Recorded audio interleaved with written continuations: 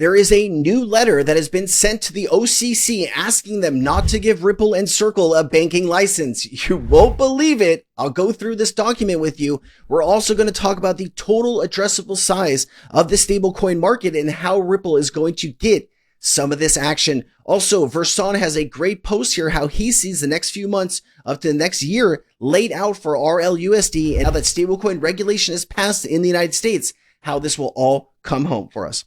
Now that stablecoin bill has officially passed, let me walk you through how this is going to play out over the next few months and into the coming year. RLUSD is the treasury vehicle to globalize the digital dollar while simultaneously creating new demand for US treasuries.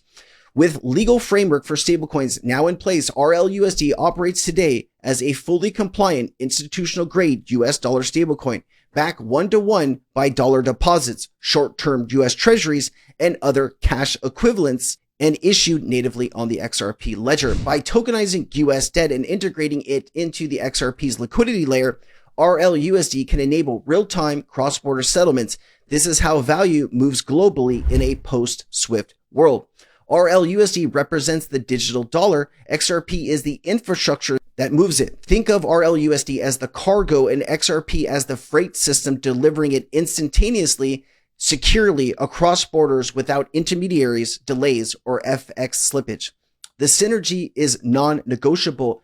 No stablecoin can operate at this scale without a neutral, trustless settlement layer. XRP is that layer. It connects institutions, banks, markets, and digital assets across networks, tying the dollar to global currencies, commodities, and tokenized debt.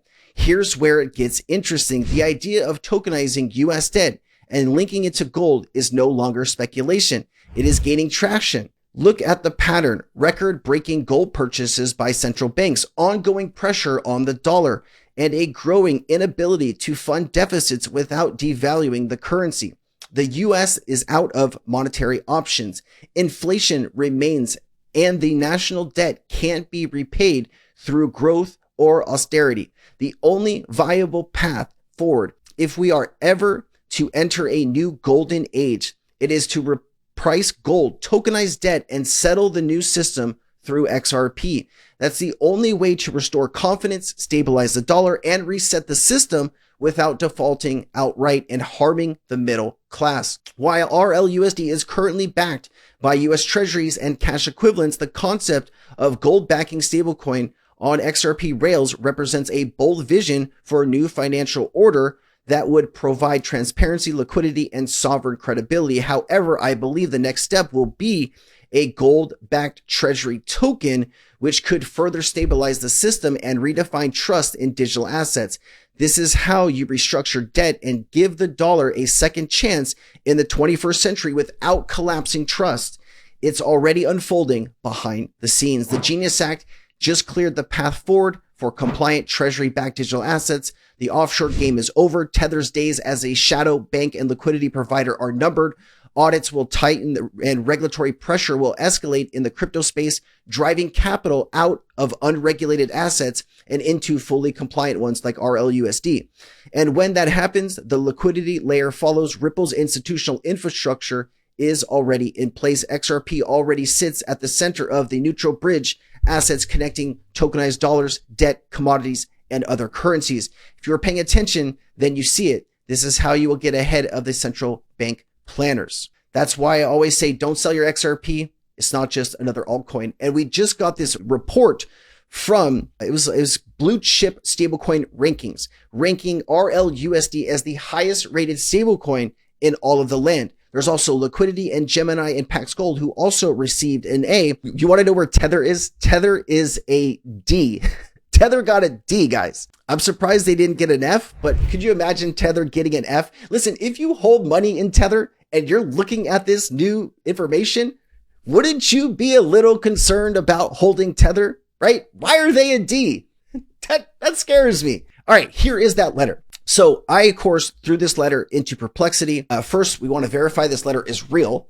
And then second, we want to figure out what's in this letter. So let me just read you this first bit here. So here you go. Via electric mail, July 17, 2025, Director of Licensing, Community Bank Regions, Midwest, West Carolina, Director of Licensing, Community Bank Regions, So, a lot of people from south, southeast, east, different banks and credit card companies, credit unions, things like that. The Unregistered Association appreciate the opportunity to comment on recent national bank charter applications, including National Trust Charter applications submitted by National Digital TR Co., Fidelity Digital Assets, and NI First Regional Digital Currency, NA, and Ripple National Trust Bank, collectively, to the Office of Comptroller Currency since 2025, blah, blah, blah. Based on associations, review of the limited information included in the public portions of this applications. Anyways, there's a lot of jargon here. I put this into Perplexity. First, I wanted to verify that the document is in fact real. Second, I wanted to get the context and what does this actually mean. The content and format of these pages, including logos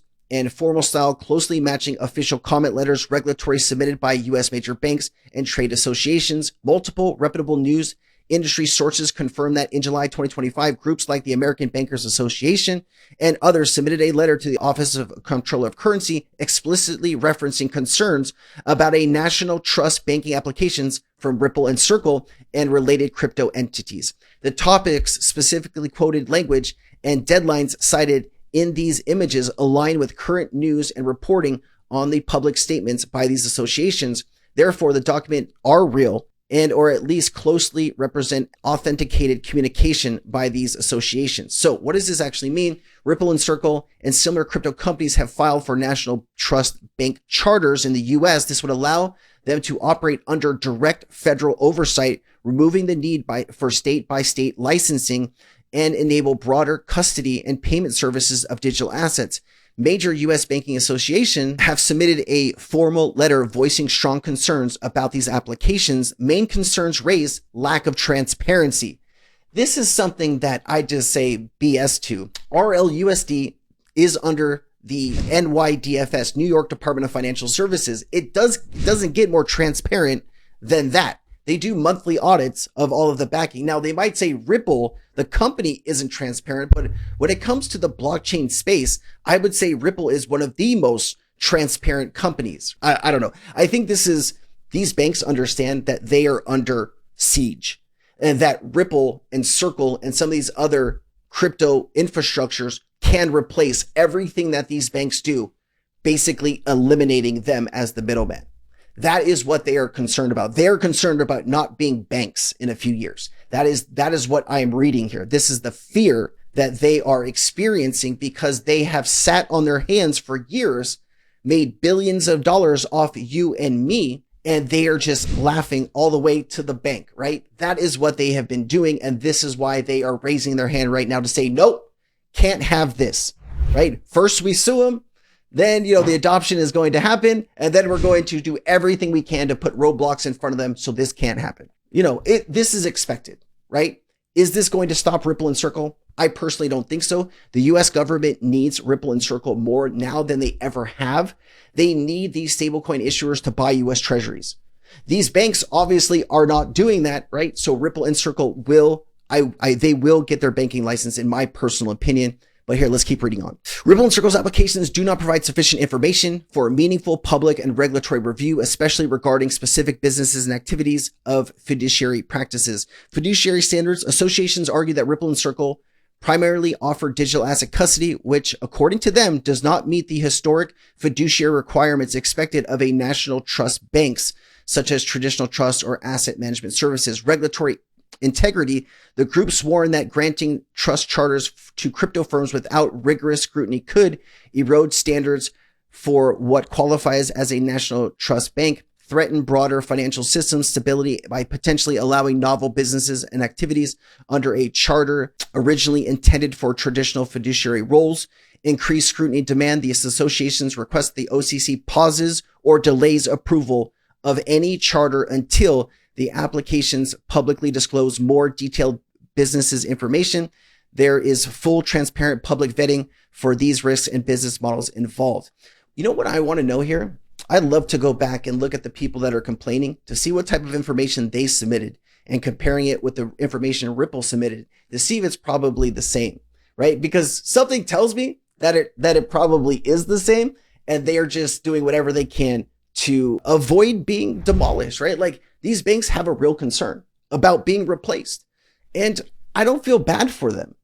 They took advantage of their customers for years. Like how many, billions or hundreds of billions of dollars in fines have banks paid by screwing over the people who actually have accounts at those banks with overdraft fees and high fees to send money everywhere, and every single thing that a bank can do to screw you, they have done in the last 100 years.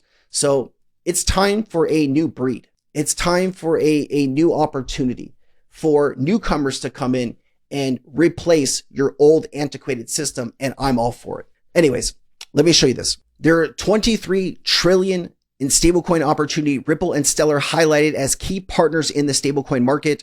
23.7 trillion, the upside of total addressable market for cross-border payments using stablecoins based on current market conditions. Really quickly though, guys, before I get into this, what did you think about this letter? Like, do you think this is going to stop Ripple and stop Circle? Or do you think this is going to be a problem? I'd love to better understand your thought process down below. Here is another document highlighting Ripple and Circle. There is a lot of stuff here. Here, you Tether up here as well. Here's Ripple, Stellar right here, alongside with all of these other big financial institutions. Here is some more information on this total addressable market. The 23.7 figure refers to the upside total addressable market for cross-border payments using stablecoins as projected by FXC Intelligence. This projection reflects the market size potential based on current conditions and the size of non-G10 economies. The near term focus on rapid expansion in 2025 and beyond, as 2025 marks a pivotal year for stablecoin adoption in cross-border payments. Major regulatory developments, including the passage of the Genius Act in the United States, are accelerating institutional uptake, making the next few years critical for reaching toward this addressable market. And so here are all the key players and where the key partnerships and status. Of course, Ripple with BNY Mellon, Circle integrated with Visa, MasterCard, PayPal, and then you have JP Morgan, and then other types of bank stablecoins, and of course, Tether with their D rating for their stablecoin. This gives a lot of like addressable information, but it does like lean heavy on Tether and Circle because of Ripple's only been in the market for like 6 months and 7 months, and Tether has been in the market since 2014, right? I do think as institutions decide which stable coins they're going to want to use or which technology they want to use to launch their own stable coins on, I think at that point, if your decision is to go talk with Ripple or go talk with Tether, what do you think a bank or financial institution is going to do, especially with this heightened scrutiny around reporting and compliance with audits? Tether is probably going to create another company for the US market. And it sounds like they're going to be on Tron to do that, to get around some of this. I would love it if Republicans and Democrats in Congress stood up and didn't allow some of these foreign actors to come in after they've abused the system for so long. Like how many examples of fraud and abuse do you need to push out a company so Americans don't get harmed by what they are doing? It's going to be really interesting to see how Tether reacts to all of this and how much market share Ripple is able to capture over the next few years. All right, guys, I'm losing my voice, still sick. I'll see you next time. Have a great week ahead. Aloha. Nothing in this video should be taken as financial advice. This is for entertainment purposes only. I am not a financial advisor. Please seek financial advice if you need it. Let's get back to the video.